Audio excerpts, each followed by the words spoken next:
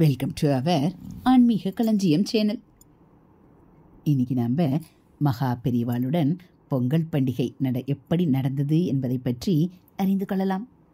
ஸ்ரீமடத்தில் போகி பண்டிகை அன்று போலி ஆமவடை செய்து ஸ்ரீ சந்திரமௌலீஸ்வரருக்கு நைவேத்தியம் செய்வார்கள். மறுநாள் மகர சங்கராந்தி என்று காலை ஸ்ரீ சந்திரமௌலீஸ்வர பூஜை ஆனதும் சூரிய வெளிச்சம் விழும் இடத்தில் சூரிய பகவானுக்கு மாக்கோலத்தில் தேர் வரைந்து நடுவில் சூரியனும் சந்திரனும் வரையப்படும். சூரியனுக்கு பொங்கல் நைவேத்தியம் ஆனதும் பெரியவா சூரிய பகவானுக்கு தீபாராதனை காட்டுவார். மாட்டுப் பொங்கல் என்று ஸ்ரீமடத்தின் பசுக்கள், காளைகள், கன்றுக்குட்டிகள் எல்லாவற்றுக்கும் ஜம்மென்று குளிப்பாட்டி மஞ்சள் குங்குமம் இட்டு கொம்புக்கு வர்ணம் பூசி மாடுகளின் கழுத்தில் வேப்பங்கொழுந்து, மாவிலை, கரும்பு துண்டு எல்லாவற்றையும் தோரண மாதிரி கட்டுவார்கள். மாடுகள் எல்லாத்தோட கொம்புக்கும் வர்ணம் பூசி ஆயிடுத்தோ, முகத்துக்கும் பின்புறத்துக்கும் மஞ்சள் குங்குமம் பூசி ஆயிடுத்தோ, நெட்டி மாலை போட்டாச்சா, கருப்பு கயிறு கட்டித்தா என்று பெரியவாளின் அன்பான அக்கறையான விசாரிப்பில் மாடுகளும் யானைகளும் குதிரைகளும் கனஜோராக ரெடியாகும். ஜல் ஜல் என்று சப்தம் போடும் மணிகளையும் கட்டிவிடுவார்கள். சாதாரணமாகவே மாட்டின் கழுத்தில் கட்டியிருக்கும் மணியோசையை கேட்கும்போது நம்மை மானசீகமாக கோலோகத்துக்கே கொண்டு போய்விடும். மாடுகள் மட்டுமில்லாமல் யானைகள், குதிரைகள் கூட அழகாக அலங்காரம் செய்யப்பட்டு முதலில் யானைகளும் பின்னால் குதிரைகளும் அதன் பின்னால் மாடுகளும் கன்றுக்குட்டிகளும் நிறுத்தி வைக்கப்படும். தன் குழந்தையின் அலங்காரத்தை அணிவகுப்பை காண நம்முடைய ஜெகத்பிதா நடுவில் ஒரு மேடையில் வந்து அமர்ந்து கொள்வார். மாட்டுப் பொங்கலன்று மாடு கன்றுகளை அவிழ்த்து ஓடவிட்டு ஆனந்தமான கோலாகல ஓட்டப்பந்தயமும் நடக்கும். மாட்டை கவனித்துக் கொள்பவர்தான் பொங்கல் வைப்பார். பூஜை செய்து கற்பூரம் காட்டி ஹாரத்தி எடுப்பார்.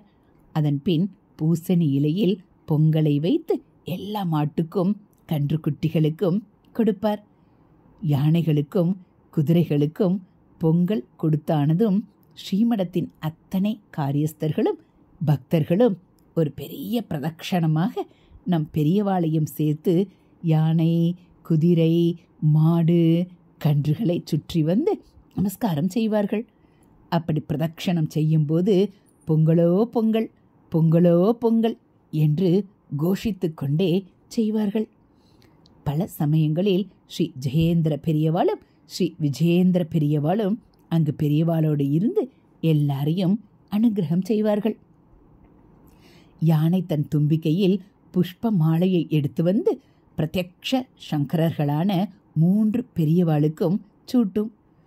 இதை கற்பனையில் நினைத்தாலே நம்முடைய மனசும் பொங்கலோ பொங்கல் என்று இனம் புரியாத மன நிறைவில் பொங்கி வழியும்.